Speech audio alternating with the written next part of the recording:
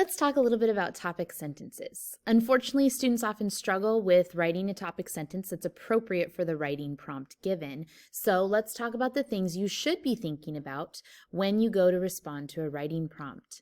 Before we start though, let me be clear, you should be thinking about a good, strong, clear topic sentence. So your topic sentence for a single paragraph should directly answer the question in the prompt.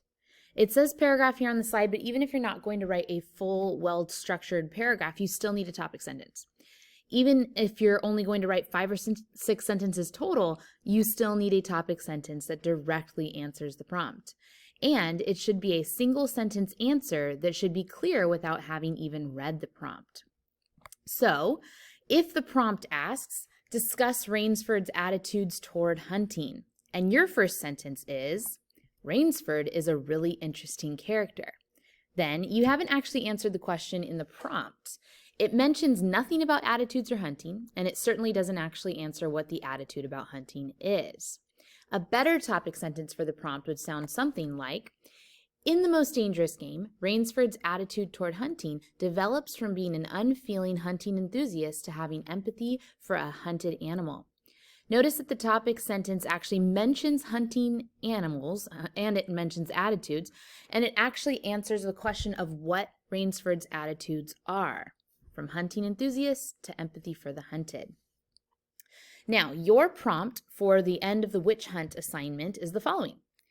Using information from the past and the present, compare and contrast some of the motivations for accusing people of witchcraft. Do the old reasons still hold true today? Might some of today's reasons have been reasons in the past? Please use the modern definition of a witch hunt when talking about the present. So let's go back and find out what the actual question is that you need to answer. It asks you to compare and contrast two things. The past being the 1690s witch trials, and the present, the 20th or 21st century. More specifically, it asks you to compare and contrast the motivations from the past and the present. So make sure that you actually talk about motivations or why someone might target and persecute another person, rather than the methods for determining guilt. Students in the past have had a hard time differentiating between the two. And finally, it asks you to consider the modern definition of a witch hunt, so don't be quite so literal to think that this is only about witches and witchcraft. So again, the question is, are the motivations in witch hunts today similar to the motivations of the Salem witch trials? Remember that your topic sentence should directly respond to that question in a single sentence. So it should sound something like, although the Salem witch trials occurred in the 1600s, the motivations for accusing in witch hunts today have not changed. Notice that my topic sentence mentions the past, Salem witch trials, and the present, today.